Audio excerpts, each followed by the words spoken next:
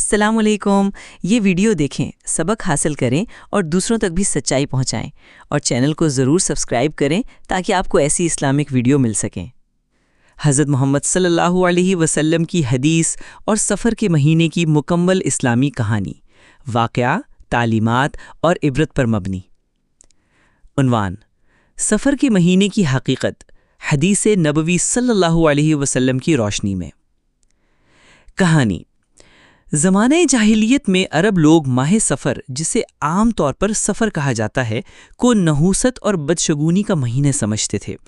ان کا عقیدہ تھا کہ اس مہینے میں مصیبتیں نازل ہوتی ہیں، بیماریاں پھیلتی ہیں اور سفر یا نکاح کرنا نقصان دہ ہوتا ہے۔ جب حضرت محمد صلی اللہ علیہ وسلم نے اسلام کی روشنی پھیلائی تو ان تمام باطل عقائد کو جڑ سے ختم کیا۔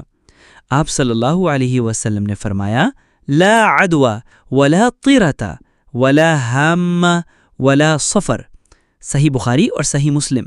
ترجمہ: نہ کوئی بیماری خود بخود لگتی ہے، نہ بدشگونی ہے، نہ الو منحوس ہے، اور نہ ہی ماہ سفر میں کوئی نحوست ہے۔ واقعہ: ایک بدگمان قبیلے کی اصلاح۔ ایک دن ایک قبیلہ مدینہ آیا جو اپنے ساتھ ایک بیمار شخص لایا۔ انہوں نے رسول اللہ صلی اللہ علیہ وسلم سے سوال کیا: یا رسول اللہ، یہ شخص سفر کی مہینے میں بیمار ہوا ہے، کیا یہ سفر کی نحوست نہیں؟ نبی کریم صلی اللہ علیہ وسلم نے ان کی طرف شفقت سے دیکھا اور فرمایا: بیماری اللہ کی تقدیر سے ہے، کوئی مہینہ منحوس نہیں، اللہ ہر دن و رات کا مالک ہے۔ پھر آپ صلی اللہ علیہ وسلم نے انہیں توکل، دعا اور صفائی کا درس دیا۔ اسلامی سبق: نمبر 1، سفر کا مہینہ بھی اللہ کا بنایا ہوا ہے۔